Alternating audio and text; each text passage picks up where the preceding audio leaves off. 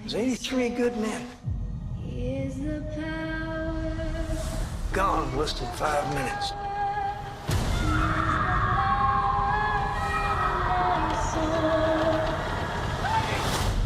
It's a fearful thing to love what death can touch.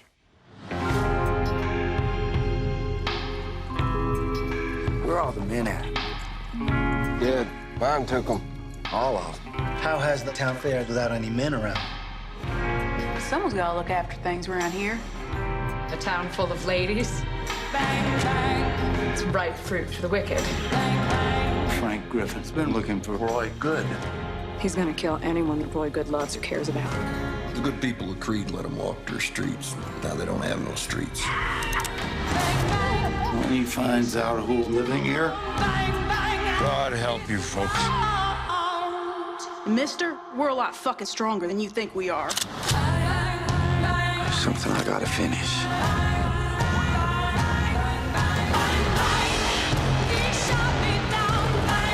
I'm bad luck. We have that in common then. This here's the land of the blade and the rough. It's godless country.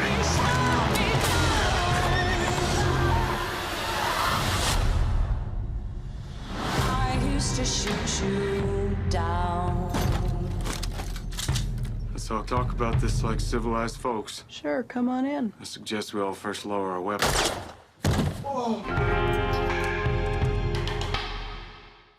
Ladies and gentlemen, from Netflix's Godless, Samantha Soule, let's hear it.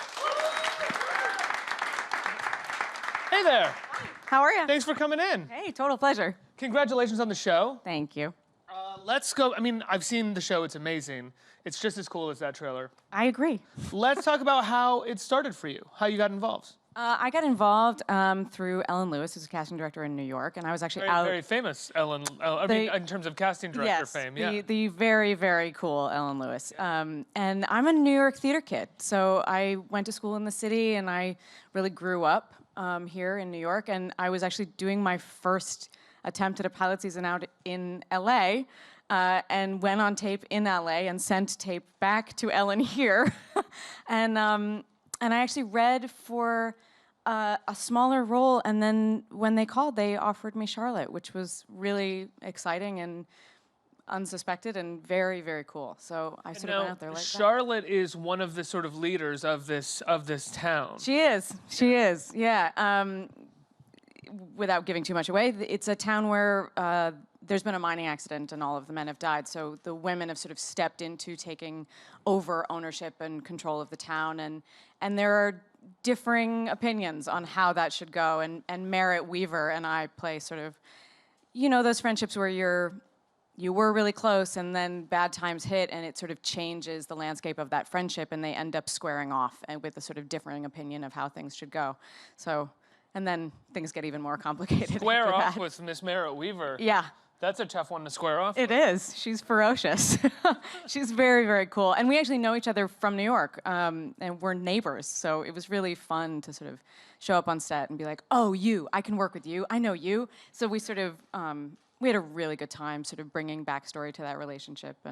And now you were shooting for, you told me that you were shooting for 5 months in New Mexico, right? Yeah. I mean, I think the whole production was filming for closer to 6, and I was in New Mexico for, I think, 4.5. What is it like working on a show like this where the cast is incredible, but I will say as I'm watching the show, it's clearly something where all of the great cast members are kind of out here, and you can tell they're all gonna by the end come to here, but as an actor on set, you're like, when do I get to work with Jeff Daniels? When do I get to work with Scoot McNairy? It's really true, and as I said, like, I'm a theater kid, so I'm used to like scene 1 and then scene 2, and you go through the acts, and sort of one scene builds on the next, and as we film, you know, TV and film, you're out of sequence. So we were shooting stuff at the end of the series, and then earlier, and sort of going by location largely. So, but they did save us the large part of episode 7 when we were all together, sort of later on.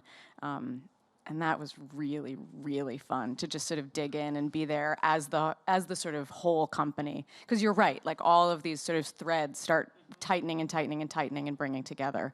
So it was really cool. It's a fascinating structure. I mean, the show opens in the first episode as all of these threads, like sort of disparate threads, and you're kind of going, How are they have to come together because this is a show? Yeah. But how are they going to come together? Right. They seem so separate. And then I think by the time you get halfway through the second episode, it really starts to make sense. Yeah, and it will keep picking up speed as you go. Like it just gets, as I said, like they tighten the knot tighter and tighter. But I think Scott Frank, the writer and creator, he's just one of the best. He's an incredible hand at structure. He's an incredible storyteller. And I think he had a lot of faith that he could sort of send these things far out wide and that they would all come back. For those of you who don't know, he wrote possibly the best Western of this last year. He wrote Logan, which is possibly the best superhero movie we've had in a long time, and a really great Western. Yeah, it's fantastic. And a lot lot of things. I mean, many things before that. Yeah, his full credit. He was leading up to that right, credit. Nothing else, right. You say you were a New York theater kid. What does that mean?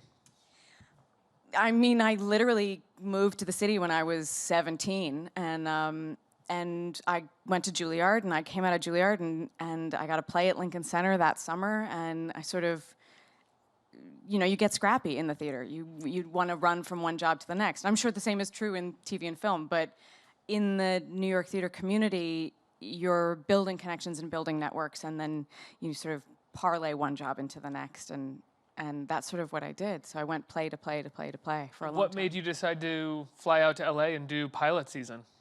A lot of the really, really great playwrights that I've built relationships with are all starting to write television. I feel like it's a very cool moment in terms of TV, and those writers were taking meetings out there and getting permission to write braver and bolder and bigger things. So it sort of felt like a natural progression. And I also went from working in some very big theaters like Lincoln Center to I wanted smaller and smaller theaters, and the work you can do in tinier and tinier site-specific spaces gets more and more intimate, and finally someone goes like, you should just get in front of a camera, right? That's about as close as you can go. So it sort of felt like a natural progression for me. And it's still a different experience, though, as an actor doing something in theater. I mean, very obviously stupid thing to say almost, but like the idea of running something all the way through on the stage versus 30 seconds here, 20 seconds there, a look, a glance. You know? I think there's different muscles get used. I mean, I think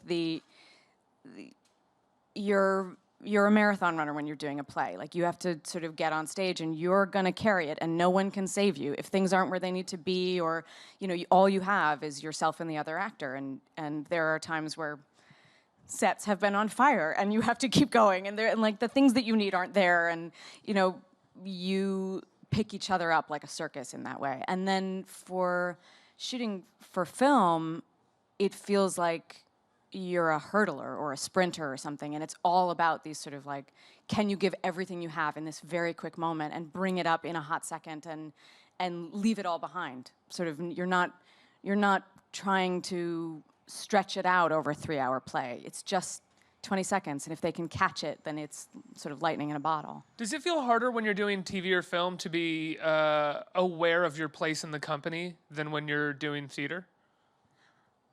That's a good question. I don't know. I mean, I just thought of it. Yeah. well done you. Yes and no. I mean, I think when you're working a play, the entire company is present almost the entire time, unless you're working a particular scene. But you sort of know from day one, from the table read and you sit down, you know what it is. Whereas in television, it's a universe. It's like not just one planet and its organisms. It's like an entire solar system and galaxy. And sometimes you have no idea.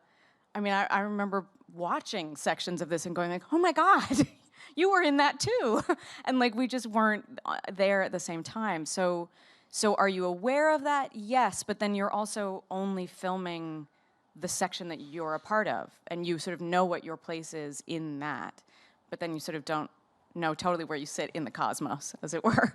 Now, is Godless, is it a mini-series, or is it like a TV show, a TV series that we can expect potentially a second season from? Well, what I've been told is that it is being referred to as a limited series. Limited series. What is that? What's that now? Again, I mean, I'm a theater person. I don't know. It's like a play, Act 1, Act 2.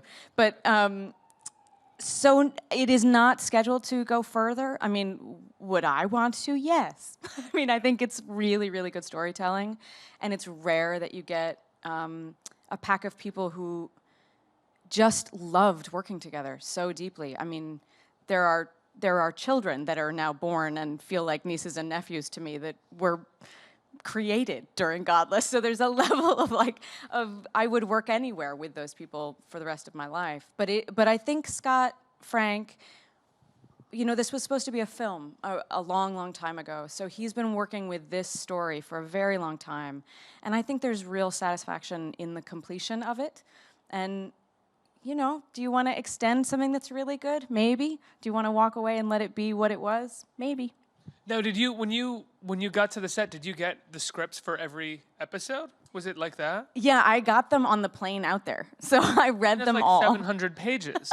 It's a very, very big binder. And, as I said, I went to drama school. I didn't go to normal college, so I sort of nerd out whenever I'm given the opportunity to sort of research. So I went out there with an entire suitcase with 78 pounds of books on. What kind of research were you doing?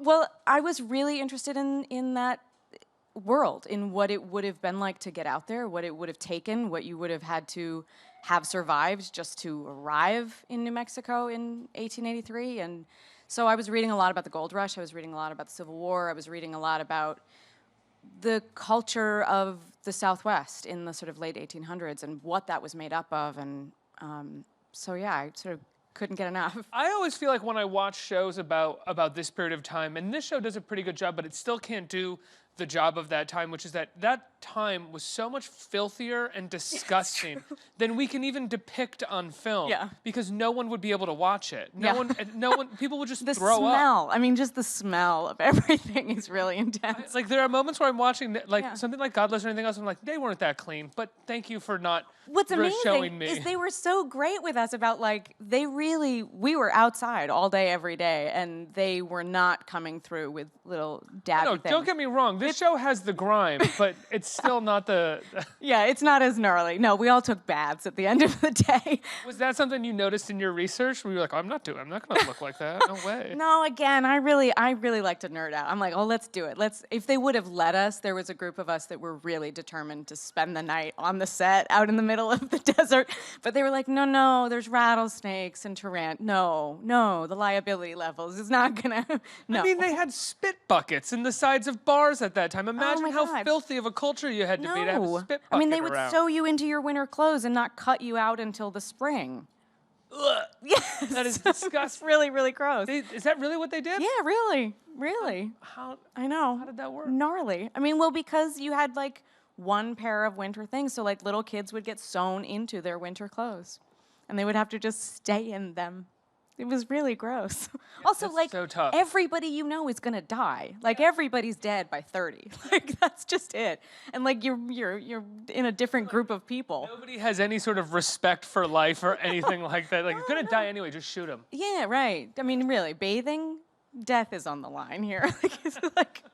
Yet they did not know that bathing could stop them from death. This is true. There was a lot of sections in some of my research about trying to outrun, yellow fever or the pox or things like that. And they're like, well, we made it across the river, we're fine. And you're like, you're carrying it. Wasn't soap not really invented until the Civil War? No, soap wasn't really a thing. Yeah.